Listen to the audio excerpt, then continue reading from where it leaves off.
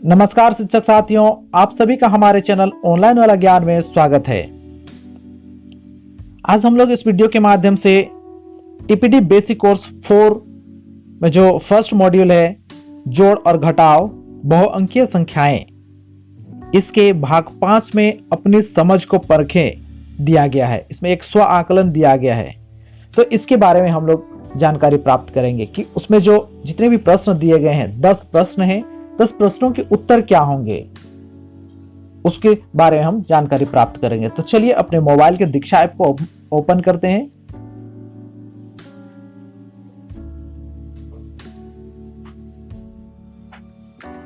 इसके बाद कोर्सेस पे चलते हैं और यहां से माय कोर्सेस से टीपीटी बेसिक कोर्स 4 को सेलेक्ट करते हैं।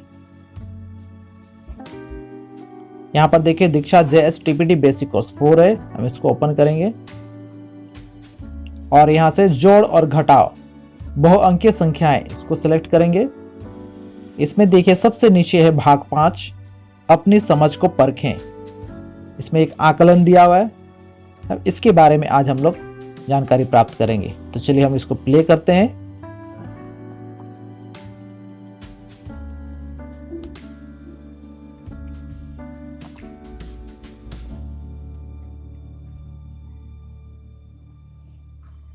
तो चलिए पुनः आरंभ करें।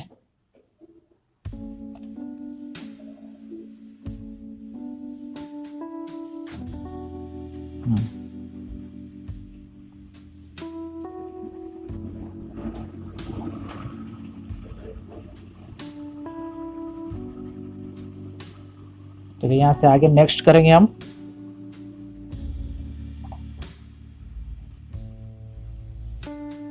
चलिए फर्स्ट क्वेश्चन है, सृष्टि को दूध वाले को 215 रुपये देने थे, उसके पास 500 रुपये थे, बाकी रुपये का हिसाब उसने कुछ इस तरह निकाला। 500 घटाव 215 बराबर 315। तो सृष्टि के हल करने के तरीके से उसे किन अवधारणाओं की समझ में मदद की जरूरत है? आप एक से अधिक विकल्प चुन सकते हैं। तो चलिए इसमें 6 विकल्प दिया गया है, इसमें से चुनना है। तो इसमें से सही उत्तर होगा संख्या की मात्रा की समझ, ये एक होगा। और दूसरा होगा इसमें से 2 अंकों के जोड़ और घटा की समझ, के बाद होगा अंदाजा लगाना और फिर स्थानीय मान की समझ। इस क्वेश्चन के उत्तर में 4 जो ऑप्शन दिए हुए हैं उसको सेलेक्ट करके यहां पर सबमिट करना है।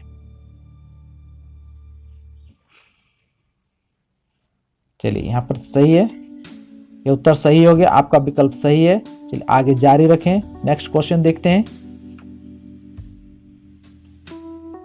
क्वेश्चन नंबर 2, किरण ने रंग बिरंगे अलग अलग आकार के पत्थर 2 अलग डिब्बों में इकट्ठे किए। एक डिब्बे में 145 पत्थर थे और दूसरे डिब्बे में 40। किरण के पास कुल मिलाकर कितने रंग बिरंगे पत्थर थे? यह सवाल किस प्रकार का इबारती सवाल है?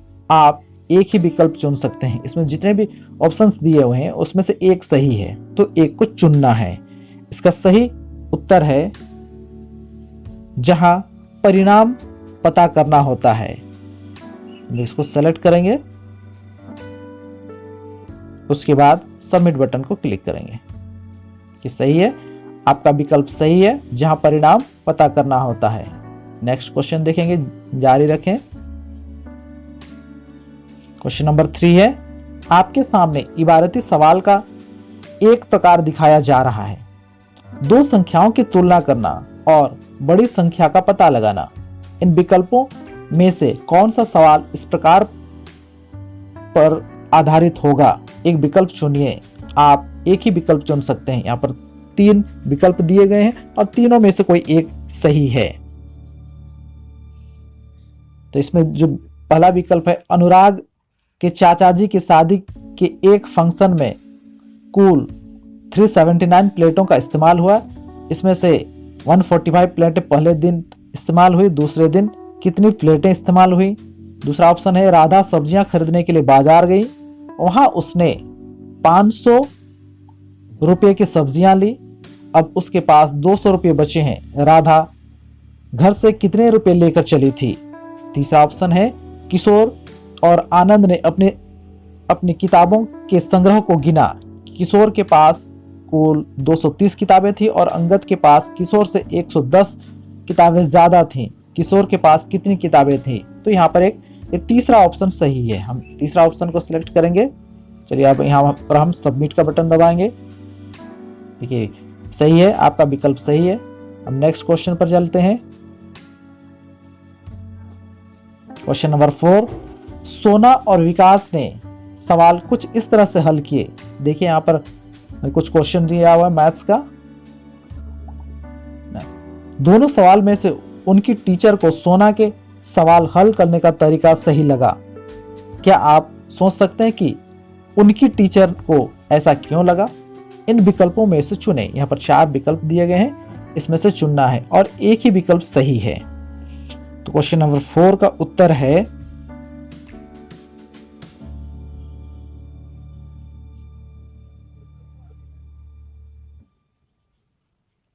ये एक ऑप्शन है, सही होगा। सोना ने संख्याओं को दोबारा समूह बनाकर घटाया। और अगला जो है इसमें हम एक से अधिक भी चुन सकते हैं, तो एक से अधिक हमें चुनना है।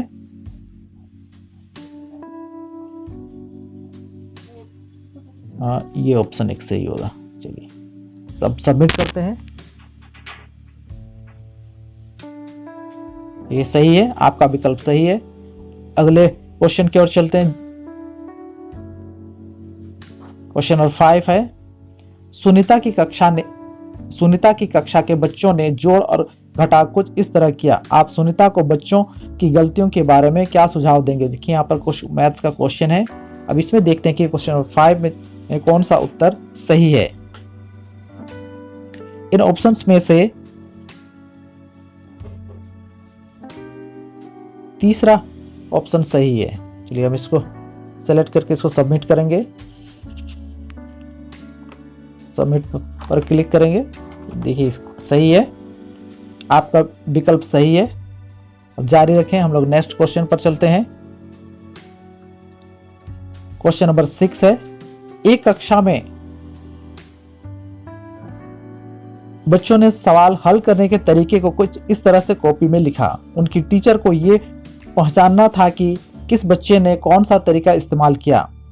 क्या आप इसमें इस टीचर की मदद कर सकते हैं? देखिए यहाँ पर मैथ्स का क्वेश्चन दिया हुआ है, इसमें से हमें आप एक ही विकल्प चुन सकते हैं। क्वेश्चन नंबर 6 में जो विकल्प दिए गए हैं उनमें से केवल एक सही है, केवल हमें एक ही चुनना है। तो चलिए तीसरा ऑप्शन सही है। तीसरा ऑप्शन को हम सेलेक्ट करेंगे और यहां पर सबमिट बटन पर दबाएंगे। आपका विकल्प सही है। चलिए जारी रखें, नेक्स्ट क्वेश्चन पर हम लोग चलते हैं। 7th question. चलिए यहाँ पर एक क्वेश्चन दिया गया है, आप ध्यान से इसको पढ़ेंगे। मैं यहाँ पर से उत्तर बता देता हूं वीडियो ताकि लंबा ना हो ज्यादा। क्वेश्चन नंबर 7 का जो उत्तर है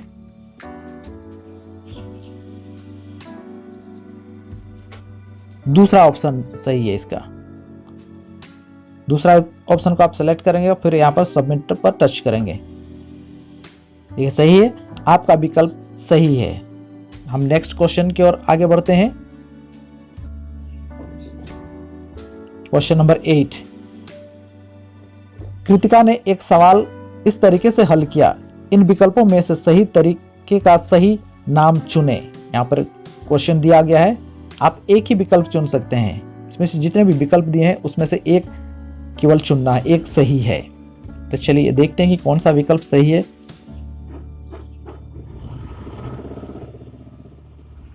इसमें पहला विकल्प सही है।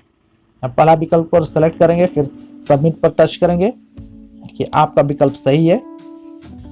जारी रखें, नेक्स्ट क्वेश्चन पर चलते हैं। Question number 9।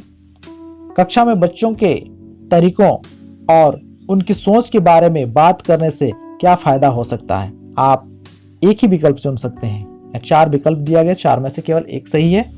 तो क्वेश्चन नंबर 9 का सही विकल्प है तीसरा विकल्प।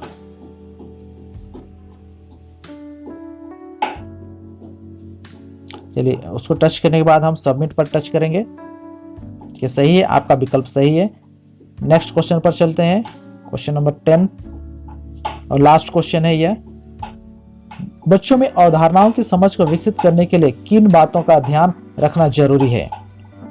आप एक से अधिक विकल्प चुन सकते हैं। यहाँ पर 4 विकल्प दिया गया है, 4 में से हम एक से ज्यादा हम चुन सकते हैं। तो चलिए देखते हैं। एक 4th विकल्प सही है। उसके बाद देखते हैं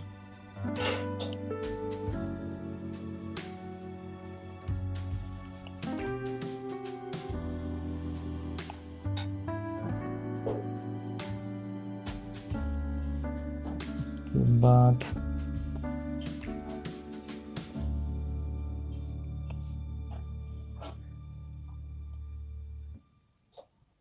ये सही है।